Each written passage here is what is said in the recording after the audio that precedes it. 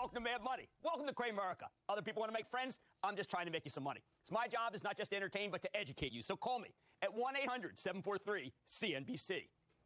People always ask me, how can I be so bullish about tech? Why am I not a doom and gloomster like everyone else? What makes me so sure that tech isn't going to fall off a cliff next year? I mean, isn't that the perceived wisdom? I hear it 4 or 5 times a day. Besides the fact that the NASDAQ rallied huge today, up 17 points, not too shabby given the Dow Jones average gained a measly 2 points. I mean, given that historically we're getting to a time, it's really that moment when you're supposed to sell tech stocks, especially after NASDAQ's remarkable 44% run this year. Why do I think the first quarter will be so strong and the stocks are still worth accumulating? All aboard! The answer's pretty simple, ladies and gentlemen, because I do the homework, the slog. I go through the stuff. You want to know why I believe in tech? Then follow along with this Edgar Allan Poe purloined letter tale of ratiocination, or perhaps in a nod to my buddy, pal, friend, and co-star in Iron Robert Downey Jr. This is more a case of Sherlock Holmes-style deduction. I think back to last year, and I still marvel at how well Bobby and I worked together on the set, and how I got that Stark Industries baseball cap out of it. No doubt it must have been a huge part of the $500 million the movie made at the box office. I have no regrets. Consider, my dear Watson, that in last week, Avnet, Micron, Jabil Circuit, and Arrow all reported delicious upside surprises. Joining the parade of upbeat tech news we heard from Altera and Xilinx and On Semiconductor. The last two we heard on our own show. Another reason why it's always important to pay attention to our CEO interviews.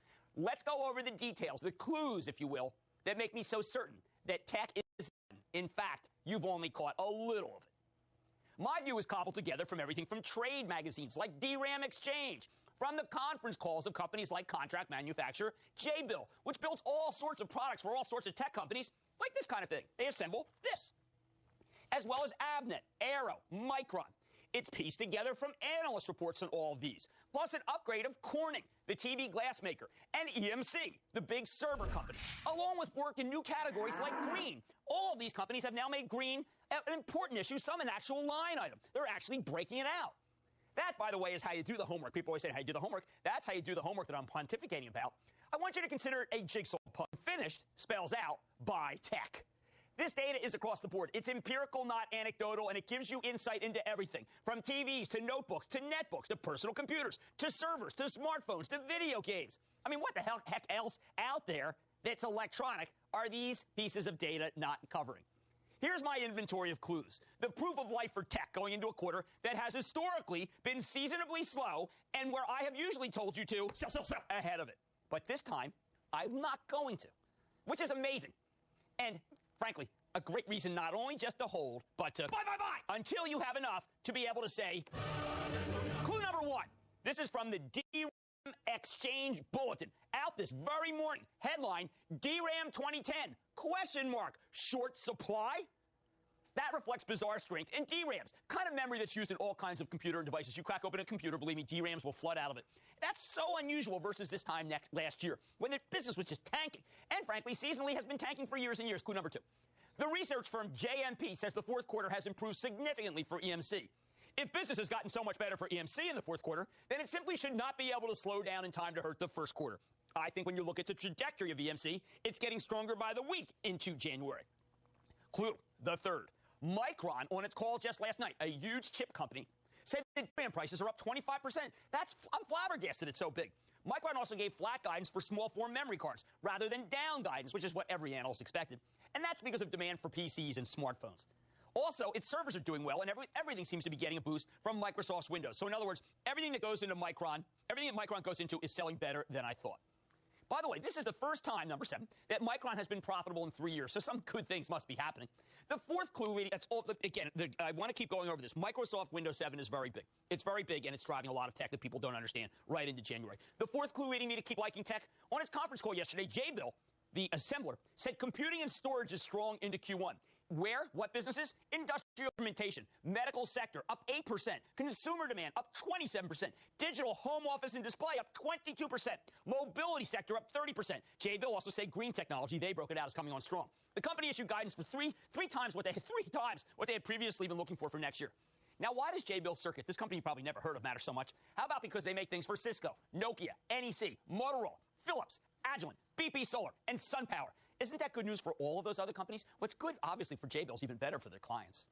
Clue number 5 is a little company called Aero Electronics. This happens to be a component company. On its call 2 nights ago, it said it saw healthy demand in these new regions, North America, Europe, and Asia, especially for semis. Again, maybe you never heard of Aero, but this is with 800 suppliers, and get this, 130,000 customers. It's a hugely important link in the tech chain that tells us a lot. The 6th positive clue, Avnet, on its analyst day last week. This is another distributor. It said it saw accelerating growth into the first quarter. I always paid more attention to Avnet than pretty much any other company when I was running my $500 million hedge fund. North America is starting to catch up to Asia, according to Avnet. These guys are big distributors who do a lot of business with Cisco, among, again, 100,000 customers. The 7th reason I think tech will have a strong first quarter, on our show last week, the CEO of ON Semiconductor told us strong demand from autos, video games, smartphones. 8th clue, Infineon's earnings release last night, another chip company. In that release, it said that the industrial and auto business were very strong. But Infineon acknowledged not as strong as other players, ST Micro and Texas Instruments. Still, Infineon's inventories are low, so it has to run its factories at close to full tilt in the first quarter. Big. Clue number 9, leading to my bullish tech conclusion. This morning, a very smart firm by the name of Think Equity put out a note on SanDisk, reviewing SanDisk companies' clients, Samsung, Hynix, Toshiba, and said they are running at full capacity with supply constraints for the memory chips that you put in things like cameras, smaller computers, handhelds, cell phones. SanDisk, this is unbelievable to me. Pricing should be going down at this time of the year for chips, right? It's post-Christmas, but it's going up. Demand after the holidays has always been weak. Not this time. That's huge. And if you don't know SanDisk, anytime that you want more memory for your camera, you have to go buy little discs. Those are made by SanDisk. Damn, I urge you to buy Corning because screens are so hot. And Corning's the biggest monitor and TV screen maker. The final clue, in the last month, Texas Instruments, Microchip Technology, and National Semi all said business is stronger, joining Xilinx and Altera among the ranks of semiconductors that are doing well. Specialized chips going into many different applications, especially communications, think the mobile internet tsunami, are on fire. Now, again, sometimes it's hard for me. I've been trading since 1979, and I have seen patterns over and over again. You're supposed to have a big drop-off in business after December because the big holiday build is done. We're seeing acceleration. That's extraordinary. None of this should be happening if history is any guide. I don't get it. The strength in tech right now is something that's simply not supposed to happen. But to continue with the Sherlock Holmes motif, when you have eliminated the impossible, whatever remains, however improbable, must be the truth. This may be improbable, but there's really only one conclusion here for me. Things are getting stronger, not weaker, even though it should be the opposite. So these clues confirm the bullish outlook of Staples and Office Depot. They put the lie to the conservative, some would say bearish outlook from Best Buy, which is why I think Best Buy should be bought aggressively at $40. Here's the bottom line. If you do the homework, as I have just done for you, and it is labor-intensive, so for some it's boring, it took about 10 hours to prepare this one piece. It creates an indelible impression, based on the clues, that the first quarter will be huge for tech. So selling tech here is just plain nuts. In fact, I will go much further. I will say this next quarter for tech might be the biggest first quarter for tech in a decade. I say buy, buy, buy. That when